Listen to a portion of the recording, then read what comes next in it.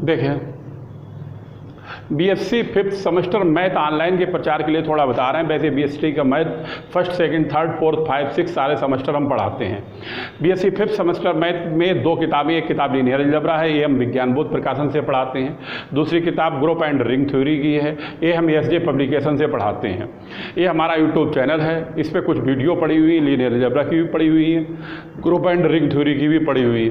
इन video से तुम इस चैनल को जब सब्सक्राइब करोगे तो इसकी दोनों की वीडियो थोड़ी थोड़ी निकल आएंगी। ये पढ़ के तुम देखोगे, अगर पढ़ाई तुम्हारे समझ में आए तो हमारा एप्लीकेशन बना हुआ, उससे तुम जुड़ सकते हो। उससे जुड़ने का तरीका ये होता है, ये हमारा व्हाट्सअप नंबर है 7456813684। इस पर नेम, क्लास, कॉलेज का नाम भेजोगे, क्लास भेजो, कॉलेज नाम भेजोगे, हम तुम्हें एप्लीकेशन से जोड़ देंगे और बाद में जुड़े रहोगे और डेमो के लिए हम तुम्हें जुड़े रहोगे। और जुड़ने के बाद अगर पढ़ाई तुम्हारे समझ में आए तो इसमें फीस भी पे करनी पड़ेगी।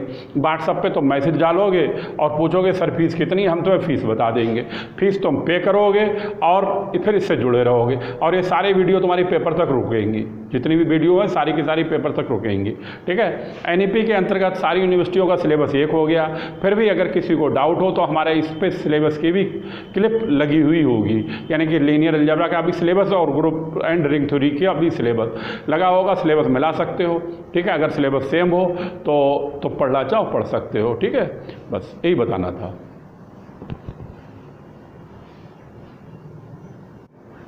देखें, ये लीनियर अलजेब्रा के सिलेबस की क्लिप लगी हुई है। लीनियर अलजेब्रा के सिलेबस में 4 यूनिटें हैं। एनईपी के अंतर्गत सारी यूनिवर्सिटियों का सिलेबस एक हो गया। फिर भी अगर किसी को डाउट हो तो वो ये सिलेबस मिला ले। अगर सिलेबस सेम है तो अगर पढ़ाई समझ में आए तो क्लास खरीदना चाहे खरीद सकता है। क्लास को ये पेड चैनल है, यहाँ पर फीस पे करनी पड़ेगी और ये सारी वीडियो पेपर तक रुकेंगी। ठीक है, बस यही बताना था।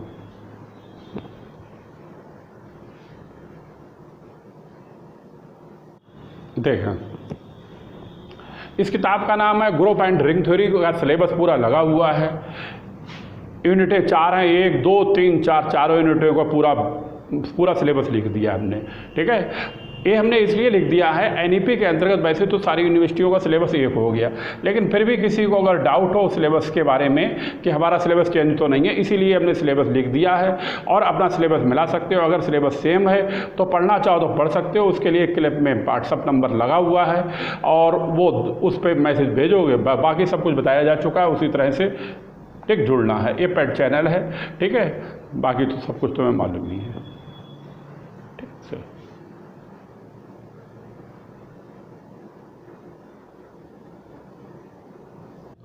देख, चैप्टर चल रहा है वेक्टर स्पेस एंड सब स्पेस। एक वीडियो तो हम करा चुके हैं, ये दूसरी वीडियो है। ठीक है। और इसके आगे जो है ये वेक्टर स्पेस ये परिभाषा हमने कल की वीडियो में कंप्लीट कराई थी। ठीक है। और इसके आगे एग्जाम्पल 1 पेज नंबर 4 पे कराएंगे, लेकिन उससे पहले वेक्टर स्पेस थोड़ा सा हल्का सा और बता देते हैं। जो कुछ भी थोड़ा नहीं समझ में आया वो समझ लो और फिर आगे हम तुम्हें एग्जाम्पल 1 भी कराएंगे। ठीक है। देखो, ये वेक्टर स्पेस इसको BF से प्रदर्शित करते हैं, इसको BF कहते हैं। ये वेक्टर स्पेस कहलाता है। और ये वेक्टर स्पेस को शॉर्टकट में हम B भी लिख देते हैं। इसको शॉर्टकट में हम बराबर BK भी लिख सकते हैं। ठीक है, ये ध्यान रखना। ठीक है। अब सुनो, ये BF वेक्टर स्पेस, इसमें 2 एलिमेंट होते हैं, एक वेक्टर का होता है और एक किसका होता है, फील्ड का होता है। ये तुम्हें बताया गया। ये वेक्टर स्पेस जो है इसमें 2 एलिमेंट होते हैं, एक वेक्टर का होता है और एक किसका होता है, फील्ड का, और ये मिलकर बनता है वेक्टर स्पेस। और इसको हम BF लिखते हैं और शॉर्टकट में इसको हम बराबर क्या लिख देते हैं, B। ये तुम्हें बताया गया था। ठीक है, कल। अब वेक्टर स्पेस जो है ये वेक्टर स्पेस, अब जैसे तुमने ग्रुप पढ़ा है, रिंग पढ़ा है और वेक्टर स्पेस अब पढ़ रहे हो। ये वेक्टर स्पेस जो है ये लीनियर अलजेब्रा का मेन पॉइंट है। जैसे अलजेब्रा का मेन पॉइंट ग्रुप है और इसी तरह से लीनियर अलजेब्रा का मेन पॉइंट वेक्टर स्पेस है। इसीलिए वेक्टर स्पेस को कल पूरी वीडियो में वेक्टर स्पेस बताया था, आज भी हम वेक्टर स्पेस के बारे में हल्का सा बताते हैं। अब ये वेक्टर और फील्ड, वेक्टर फील्ड मिलकर ये क्या बनाता है, वेक्टर स्पेस। अब इसमें जो है ये क्या होता है, एक एल्जेब्रिक स्ट्रक्चर है। एल्जेब्रिक स्ट्रक्चर क्या होता है, जैसे वेक्टर स्पेस है बी एफ है, तो इसमें इसको हम इस तरह से लिख सकते हैं बी और एफ और पॉजिटिव और ए वाला, ठीक है। तो ये एल्जेब्रिक स्ट्रक्चर क्यों है, एल्जेब्रिक स्ट्रक्चर हमारा ग्रुप भी कहलाता है, जी का जो होता है जी कामा स्टार होता है, ये ग्रुप भी कहलाता है। एल्जेब्रिक स्ट्रक्चर क्या होता है, ये नन एम्पटी सेट है, ये बाइनरी ऑपरेशन, ये नन एम्पटी सेट हो और बाइनरी ऑपरेशन हो, लिस्ट वन बाइनरी ऑपरेशन, यानी कि एक या एक से अधिक बाइनरी ऑपरेशन होता है तो उसको हम एल्जेब्रिक स्ट्रक्चर कहते हैं। अब जैसे फील्ड है, इसके बाइनरी ऑपरेशन दो होते हैं, एक पॉजिटिव होता है, एक मल्टीप्लेक्शन होता है, एक फील्ड होता है नन एम्पटी सेट। एक नन एम्पटी सेट हो, दो बाइनरी ऑपरेशन हो, इससे मिलकर जो सेट स्ट्रक्चर तैयार होता है उसी का नाम एल्जेब्रिक स्ट्रक्चर होता है। और वेक्टर स्पेस का एल्जेब्रिक स्ट्रक्चर, ये दो नन एम्पटी सेट होते हैं और दो ये बाइनरी ऑपरेशन होते हैं, एडिशन एंड मल्टीप्लेक्शन। बात समझ में आएगी। अब यहाँ पर ए नन एम्पटी सेट और बाइनरी ऑपरेशन मिलकर ही क्या बनाते हैं, एल्जेब्रिक स्ट्रक्चर, ठीक है। ये है एल्जेब्रिक स्ट्रक्चर। अब क्या है, अब तुम्हें ये बताया गया, जो मेन बात है वो तुम्हें बताएं। ये तो दोनों नॉन एम्पटी सेट हैं ही हैं। अब इसमें ये पॉजिटिव जो होता है, ये पॉजिटिव वाला जो होता है, ये हमारा वेक्टर एडिशन कहलाता है, ये कहलाता है वेक्टर एडिशन, कल बताया गया। दूसरे नंबर पे इसको हम कहते हैं internal binary operation, internal binary operation. पहले इसी के बारे में समझ लो। ये वेक्टर एडिशन है, ये वेक्टर एडिशन है, एडिशन है, ठीक है। ये वेक्टर एडिशन है, तो इसमें एडिशन की प्रॉपर्टी आती है, किसकी आती है, फील्ड वाली। ये 5 प्रॉपर्टी होती है एडिशन की। कौन कौन सी होती हैं, एक क्लोजर लॉ होता है, क्लोजर। दूसरा होता है एसोसिएटिव लॉ। तीसरा होता है आइडेंटिटी लॉ। और चौथा होता है इनवर्स लॉ। और पांचवा होता है कम्यूटेटिव लॉ। और ये पांचों प्रॉपर्टी हमारे एडिशन की कहलाती है।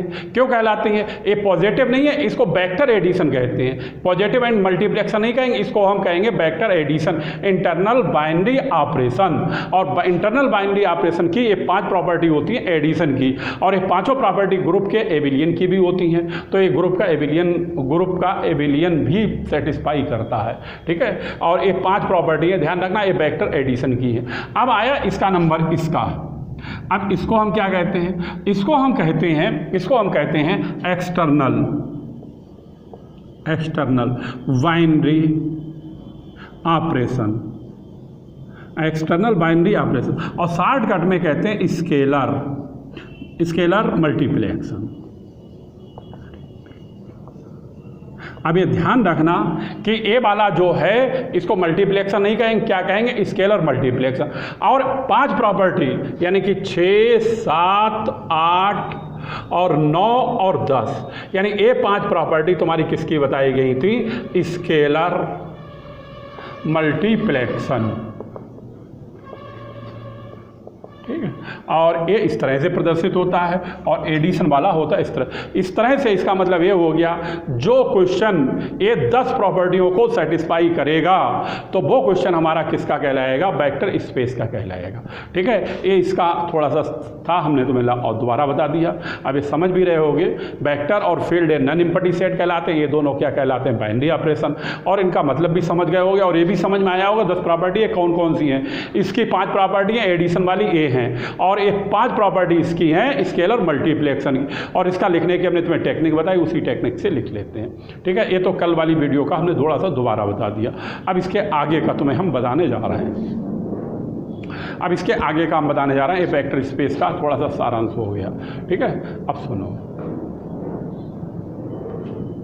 बिगाड़ दें।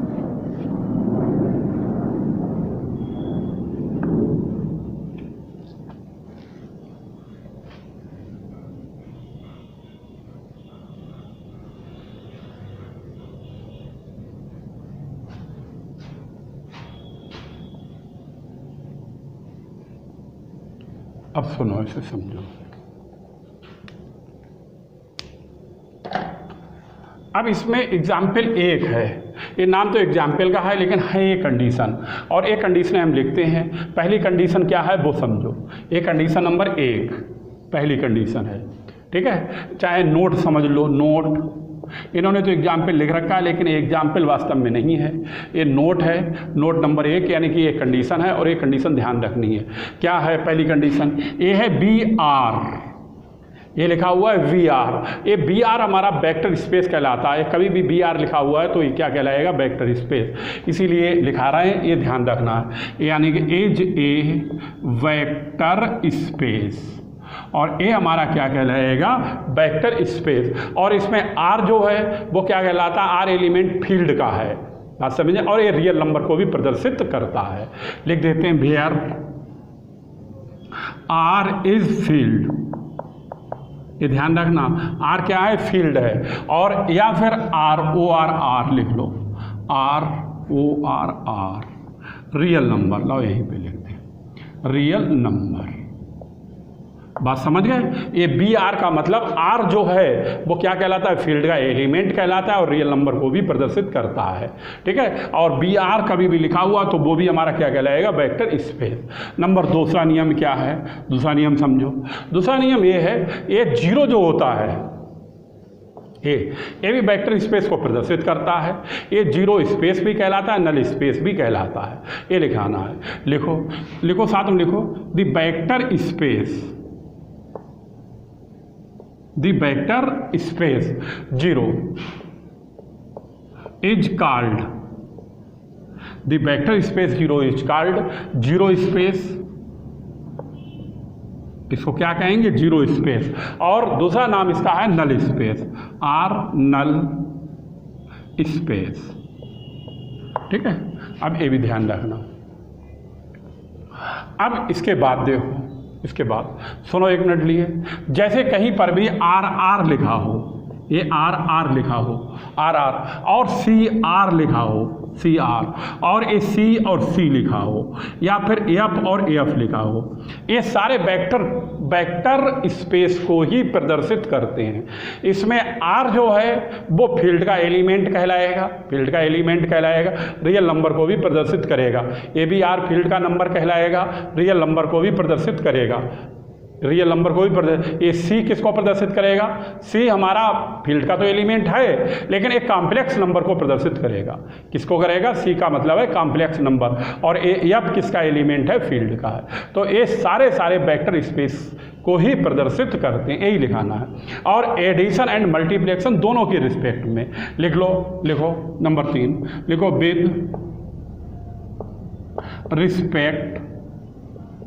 विद रिस्पेक्ट लिखो, with respect to addition and multiplication, to addition and multiplication,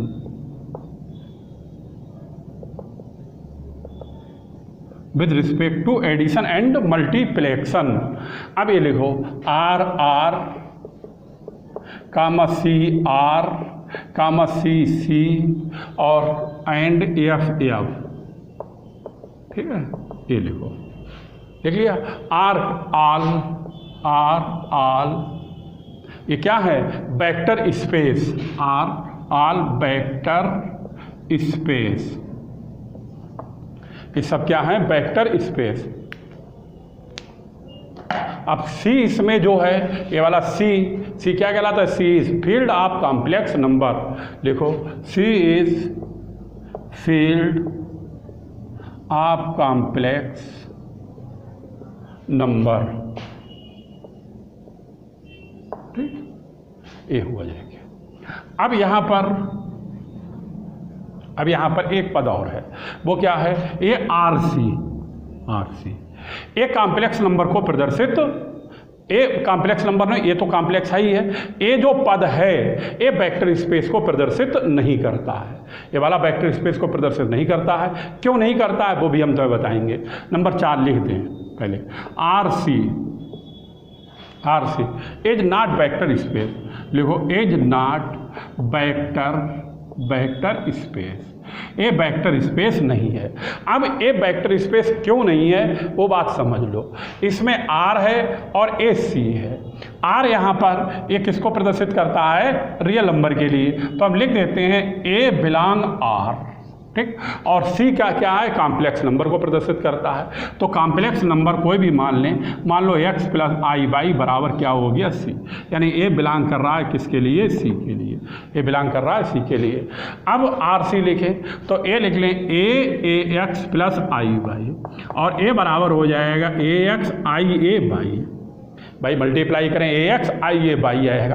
क्या इसका हल रियल नंबर ए वाला नंबर आना चाहिए था, ये आ जाएगा, नहीं आएगा, यानी कि एक कैसी संख्या होगी, कॉम्प्लेक्स, यानी कि ए रियल नंबर को प्रदर्शित नहीं कर रहा है, ये रियल नंबर को प्रदर्शित नहीं कर रहा। किसको प्रदर्शित कर रहा है, कॉम्प्लेक्स के लिए, लेकिन प्रदर्शित किसे करना चाहिए, रियल के लिए, इसीलिए ये वेक्टर स्पेस नहीं है, ठीक है। Hence is not a vector space. बात समझ में आ गई, नोट कर लो। अब इसमें 4 नंबर तो लिखा दिए, ये अपने पास से अलग कर दिया है। अब इसमें है चौथे नंबर का, ये काफ़ी बड़ा है चौथा नंबर, ये तुम्हें हम कल कराएंगे, कल वाली वीडियो हम कराएंगे। नंबर 4 इसका जो दिया हुआ है, और इसके आगे का थोड़ा सा समझाते हैं तो वो आगे काम में आएगा, ठीक है। पीछे वेक्टर स्पेस जो हमने लिखाया उसकी एक हम भी एग्जाम्पल भी तुम्हें लिखाएंगे, ठीक है। ये नोट है नंबर 1, 2, 3, 4, ये ऑब्जेक्टिव में खूब पूछे जाते हैं, इसीलिए हमने तुम्हें लिखा दिए। नोट करो फटाफट, फिर आगे बताएं।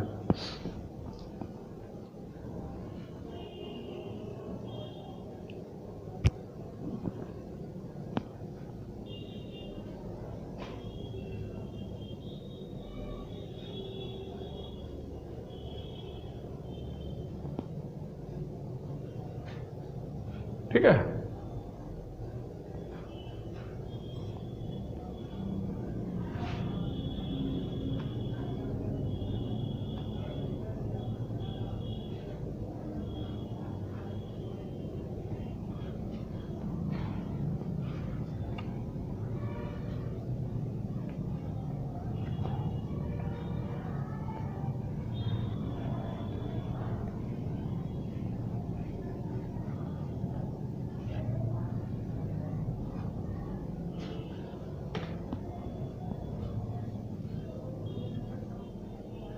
ठीक है। अब इसके आगे का थोड़ा सा बताते हैं, फिर वो चौथे नंबर का हम इसमें पॉइंट में बताएंगे, क्योंकि उसके लिए थोड़ी ज़रूरत पड़ती है, वो हम तुम्हें बताते हैं। एक शब्द होता है टुफिल, TUPLE। ये टुपिल का क्या मतलब होता है उसे समझो, ठीक है। ये पहले नंबर पे हम तुम्हें बताने जा रहे हैं वन टुपिल। वन टुपिल को हम इस तरह से लिखते हैं R की पावर 1 और R, ये किसको प्रदर्शित करता है, रियल नंबर के। अगर ये वन टुपिल है तो इसका डायमेंशन 1 कहलाता है, यानी डायमेंशन का मतलब होता है दिशा से, डायरेक्शन से। इसकी डायरेक्शन 1 कहलाती है। जैसे ए हो गया ओरिजिन, ए हो गया एक्स, ये हो गया ये सिंगल डायरेक्शन को प्रदर्शित कर रहा है, इसलिए ये वन टुपिल का क्वेश्चन कहलाएगा। और इसका लिखने का तरीका ए है, और इसका वेक्टर यानी कि एक एक्सिस को प्रदर्शित करता है, इसलिए वेक्टर इसका कहलाएगा x1। या दूसरी भाषा में तुम इसको ऐसे भी कह सकते हो, यानी कि R टुपिल 1, ठीक है। और बराबर ये वेक्टर जो है वो क्या कहलाएगा, x1, वेक्टर क्या कहलाएगा, x1, और ये बिलोंग करेगा R1 के लिए। समझ में, ये वन टुपिल हो गया। अब देखो टू टुपिल, ठीक। अब इसको लिखते हैं R2R, ये लिखते हैं R2R का मतलब इसकी डायमेंशन कितनी है, 2। अगर 2 डायमेंशन है तो ये चित्र इस तरह से बनेगा, ए बन जाएगा x एक्सिस और ए बन जाएगा y एक्सिस। अब इसमें 2 डायमेंशन है, इसलिए वेक्टर इसके 2 कहलाएंगे, x1 और x2। अब इसका लिखने का मेथड क्या है, ये है R2R। अगर हम वेक्टर के रूप में प्रदर्शित करें तो x1 और x2 लिखेंगे। ये बिलोंग करेगा R⁴ के लिए, ये बिलोंग करेगा R⁴ के लिए, ये ओरिजिन को प्रदर्शित कर रहा है, ठीक है। इससे कोई मतलब नहीं, समझ गए। अब यही इसी तरह 3 टुपिल, अब इसको हम लिखेंगे R⁴ और R, ठीक है। अब इसके लिए अब ये कितने डायमेंशन है, 3 डायमेंशन है, तो इसमें यहाँ पर 3 एक्सिस बनेंगे। ये ओरिजिन हो गया, ये एक्स हो गया, ये वाई हो गया, एक्सिस हो गया, और ये वाला हो गया जेड एक्सिस, और वेक्टर यहाँ पर कहलाएंगे x1 x2 और x3। बात को समझ में आई 3 डिपेंड। अब यहाँ पर अब इसको लिखें तो R3R, और इसका मतलब है इसमें वेक्टर हैं x1 x2 और x3, ये बिलोंग करेगा R ट्रिपल के लिए। अब इसी तरह से हम चौथा, पाँचवा, छठा लिख सकते हैं, लेकिन एक हम और लिख देते हैं, फिर नहीं लिखेंगे। n ट्रिपल देख लो, n ट्रिपल, ठीक है। अब इसको हम लिखेंगे r power n r, r power n r। अब इसमें हम वेक्टर प्रदर्शित करें तो इस तरह से हम जितने चाहें उतने बना लें। ये ओरिजिन हो गया, ये हो गया x एक्सिस। अब इसके अगर वेक्टर लिखें तो वेक्टर क्या कहलाएंगे, x1 x2 से लेके xn तक। ये कितने वेक्टर कहलाएंगे, xn तक। अब इसको अगर प्रदर्शित करें तो ये लिखेंगे r पावर n r, ये कहलाएगा n ट्रिपल।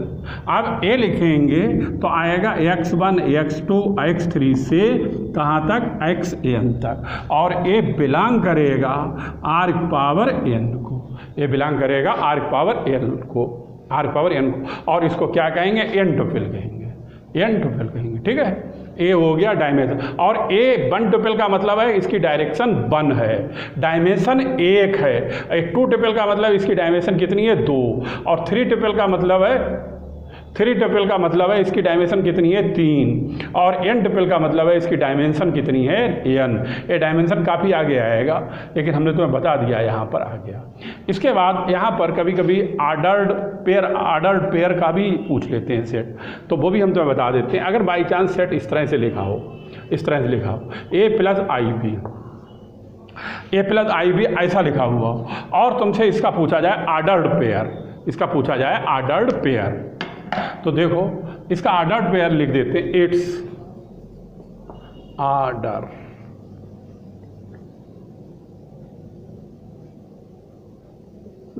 पेयर। और ये ध्यान रखना, ए एलिमेंट ऑर्डर्ड पेयर को प्रदर्शित करते हैं। अगर a प्लस आई बी लिखा हुआ ऑर्डर्ड पेयर पूछा गया तो इसका ऑर्डर्ड पेयर क्या कहलाएगा, a कामा b। ये ऑब्जेक्टिव में पूछ लिए जाते हैं, इसलिए हमने तुम्हें बताया। हमारे यहाँ ट्रिपल का भी मतलब समझ गए होंगे, और ऑर्डर्ड पेयर भी समझ गए हो, डायमेंशन भी समझ गए होंगे। एक हाथ यहाँ पर किसको प्रदर्शित करती है, डायमेंशन के लिए। इसकी डायमेंशन 1, इसकी 2, इसकी 3, और इसकी डायमेंशन n कहलाएगी, डायमेंशन, ठीक है। अब आएगा आगे तब तुम्हें बताएंगे, नोट कर लो। और फिर आगे एक इसकी एक एग्जाम्पल बताते हैं वेक्टर स्पेस की, फिर तुम्हें एग्जाम्पल 4 कराएंगे, नोट करो।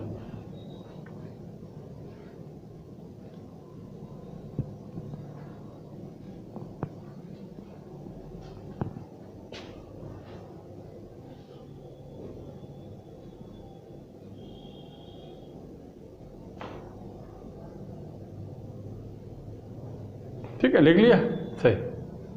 अब एक एग्जाम्पल तुम्हें हम वेक्टर स्पेस की कराते हैं, वो तुम्हारी किताब में इस टाइप की एग्जाम्पल दे नहीं रखी है, इसलिए अच्छी तरह से इसे समझ लो और फिर हम तुम्हें बताएं।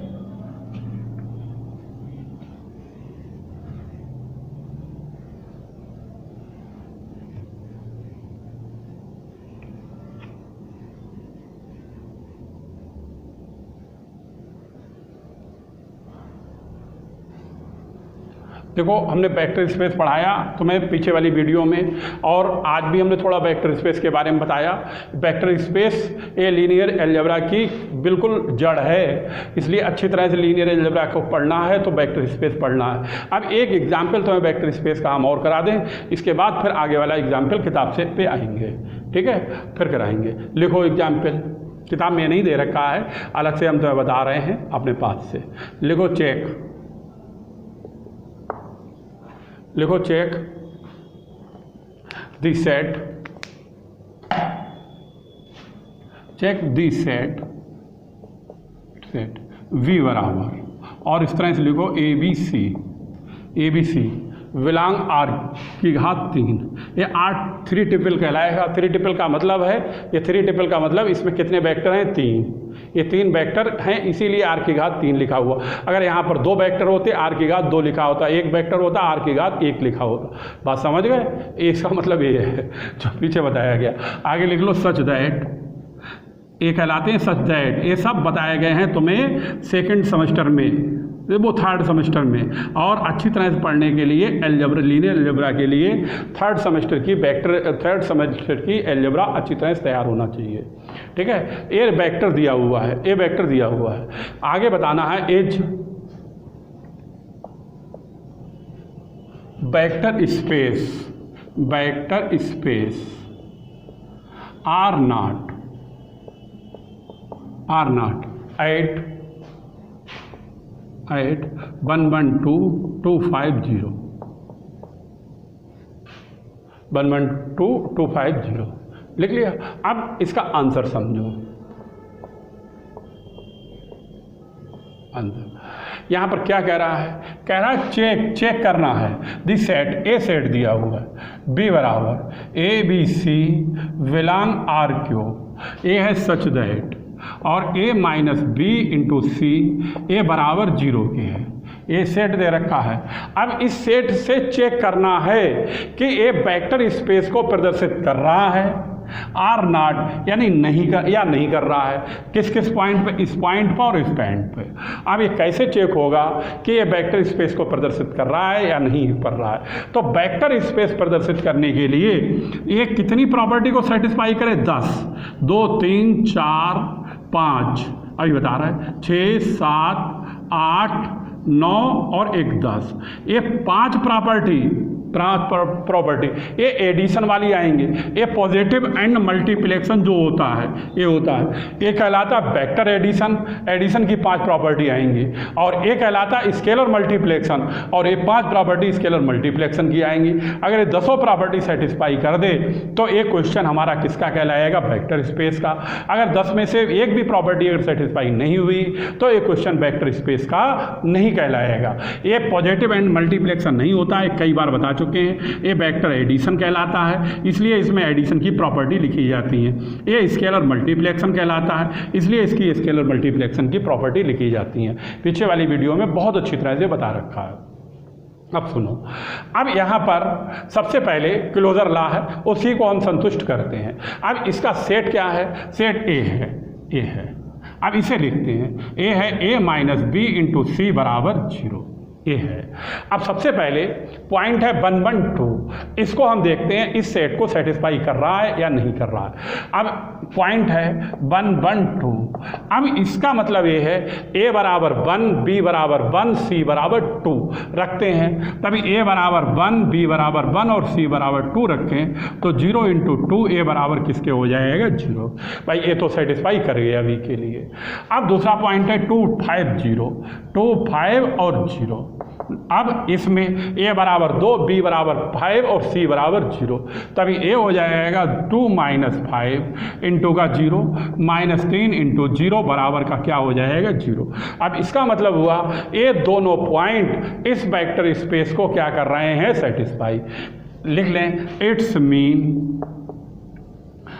मीन, इसका मतलब है यानी 1 1 2 एंड 250।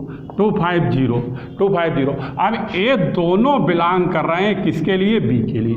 ये दोनों किसको बिलोंग कर रहे हैं? बी के लिए। अब आ रहे हैं अपनी जगह पे। अब क्या है? अब सबसे पहले वेक्टर एडिशन वाली प्रॉपर्टी, ये एडिशन की प्रॉपर्टी को संतुष्ट करना चाहिए। पहली क्या है? Closure law. और क्लोजर लॉ क्या होती है? क्लोजर लॉ ये होता है A plus B belong B. A plus B जो है वो इस बी को बिलोंग करे, अगर बिलोंग कर गया तो पहली प्रॉपर्टी सेटिस्फाई हो जाएगी। इस तरह से सारी प्रॉपर्टी सेटिस्फाई करेंगे। अब कैसे निकालेंगे? ए का काम कौन कर रहा है? पहला पॉइंट। बी का काम कौन कर रहा है? दूसरा पॉइंट। पहले हम A प्लस बी हल करते हैं। ये पहले नंबर पे है 1 1 2, फिर है 2 5 0, फिर क्या है? 2 5 0। अब इसको हल करने के लिए बी को बिलोंग कर रहा है या नहीं कर रहा है, पहले इनको जोड़ना पड़ेगा। कैसे जोड़ेंगे? जोड़ने का तरीका समझो।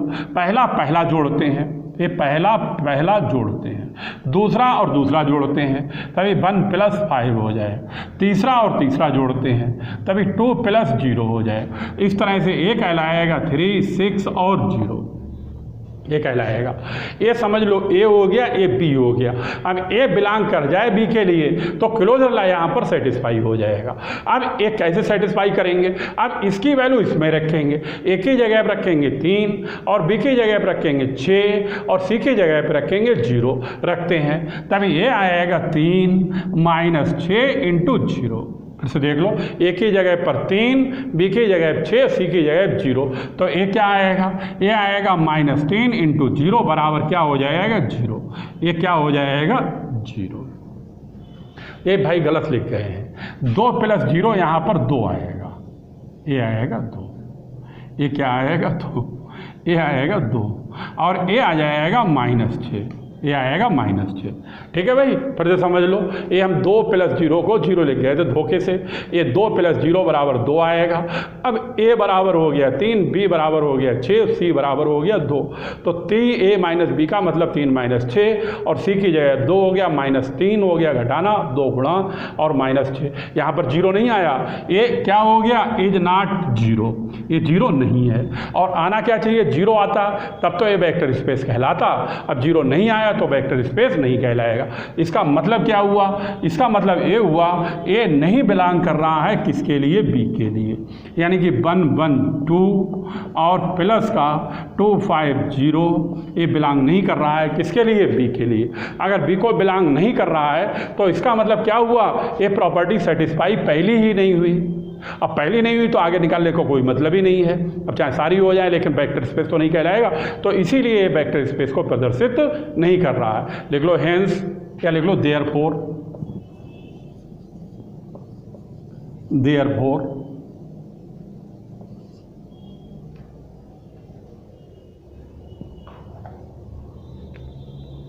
देयरफॉर आगे लिखो closure law, therefore closure law, a closure law is not satisfied, is not satisfy। ठीक, अब क्लोजर ना सेटिस्फाई नहीं है, हेंस वी, कौन सा बी? हेंस बी, कौन सा वाला? ए वाला क्या है? इज नॉट सब space, is not vector space, space. समझ में आया? इसीलिए ये वेक्टर स्पेस को प्रदर्शित नहीं कर रहा है। अगर ये सारी प्रॉपर्टी को सेटिस्फाई करता तब तो ये वेक्टर स्पेस कहलाता। अगर सारी प्रॉपर्टियों में कोई एक भी प्रॉपर्टी सेटिस्फाई नहीं होती है तो वेक्टर स्पेस नहीं कहलाएगा। ठीक है, और ये ध्यान रखना, ये 10 प्रॉपर्टी इसलिए हैं, 5 प्रॉपर्टी ये एडिशन की है और 5 प्रॉपर्टी ये वेक्टर एडिशन की 5 प्रॉपर्टी है और 5 प्रॉपर्टी इसकी हैं। ये कहलाता स्केलर मल्टीप्लिकेशन और 5 प्रॉपर्टी इसकी हैं। इस तरह से कुल मिला के कितनी प्रॉपर्टी है? 10। अगर 10 सेटिस्फाई हो तो वेक्टर स्पेस कहलाएगा, वरना नहीं कहलाएगा। बस आज इतना ही कराएंगे और आगे का जो क्वेश्चन है वो काफ़ी बड़ा है और वो तुम्हें हम कल कराएंगे। कौन सा है? एग्जाम्पल ये तुम्हारा है, एग्जाम्पल नंबर 4 है। एग्जाम्पल पे नंबर 1 2 नंबर 3 4 पड़ा हुआ है, ये कराएंगे कल। एग्जाम्पल नंबर 4 और पेज नंबर है तुम्हारा 4 पे, ये पेज 4 पे, ये पेज 4 पे ये कराएंगे कल। ठीक है, ये कल कराएंगे एग्जाम्पल 4 पेज नंबर 4 पे। नोट कर लो इसे, बस इतना ही कराएंगे।